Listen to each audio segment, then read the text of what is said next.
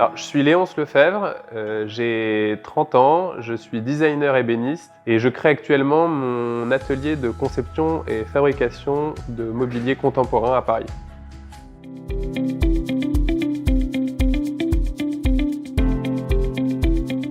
Alors, rapidement après le bac, je suis allé à l'école d'architecture de Paris-Belleville qui proposait un partenariat avec les arts et métiers. Au bout de 5 ans d'études, je suis sorti avec un master d'architecture et une licence d'ingénierie. Puis l'année dernière, j'ai fait une année de reconversion dans le domaine de l'ébénisterie à l'école Boulle.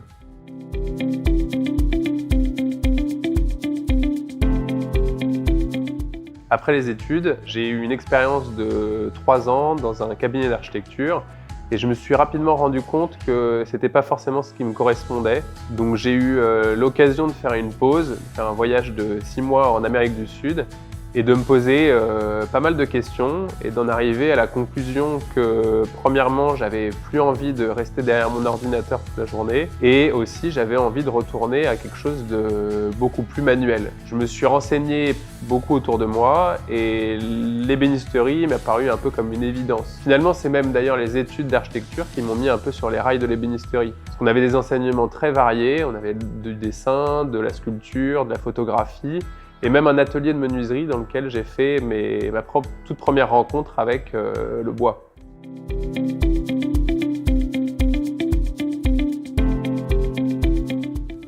Je pense pas avoir eu des craintes ou des difficultés.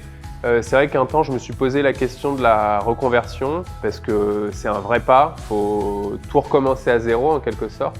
Quitter une profession dans laquelle j'avais acquis de l'expérience pour en rencontrer une nouvelle dans laquelle tout est à refaire. Mais en pesant le pour et le contre, je me suis dit qu'il fallait vraiment que je me lance.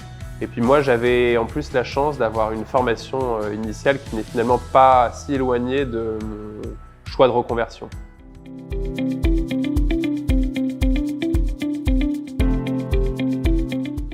Non, la rémunération n'a pas vraiment été un élément que j'ai pris en compte dans ma décision.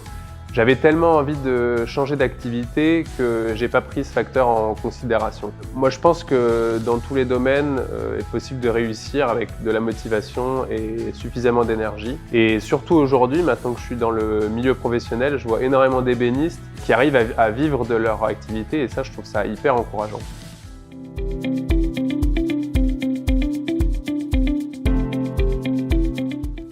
Ça se passe très bien aujourd'hui. Je crée Studio Léonce, donc un atelier de conception et de fabrication pour des meubles contemporains. Et j'ai trouvé cet endroit, ici cet atelier à Gennevilliers en région parisienne, qui est un atelier associatif, qui s'appelle les Copeaux d'abord. L'objectif principal étant de permettre à n'importe qui, même avec très peu de connaissances, de venir et de créer ou restaurer des meubles. Voilà, l'idée c'était de permettre aux gens non plus de jeter mais de donner une seconde vie à leur mobilier. Donc aujourd'hui, en fait, moi j'ai connu cet atelier à l'origine en tant qu'adhérent. Aujourd'hui, c'est à mon tour de transmettre un peu mon savoir et d'accompagner les gens sur leurs projets et sur les machines qui sont ici dans l'atelier.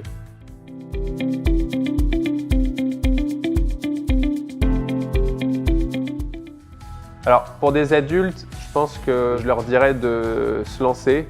On a la chance aujourd'hui d'être dans une période où la reconversion est acceptée et même valorisée. Donc je pense qu'il faut essayer et essayer encore des nouvelles choses. Ensuite, pour les jeunes, le CAP, c'est un diplôme qui est encore beaucoup trop dévalorisé. Dans la tête des gens et dans leur esprit, c'est réservé aux élèves qui ont des difficultés à l'école, alors que pas du tout finalement. Moi aujourd'hui, je regarde énormément de réalisations d'ébénistes qui m'inspirent et nombreux d'entre eux ont fait un CAP en formation initiale et honnêtement, je trouve qu'ils n'ont rien à envier à des gens qui ont fait 5 ou 6 ans d'études. Donc ça, c'est le premier constat. Je pense que c'est important de le rappeler aux jeunes. Et il faut aussi leur montrer que le domaine de l'artisanat est un domaine très florissant et énormément de gens, j'en suis l'exemple, décident de quitter leur ancienne profession pour se lancer dans l'artisanat. Là, je pense qu'il faut insister là-dessus et montrer aux jeunes que c'est un domaine qui a énormément d'avenir.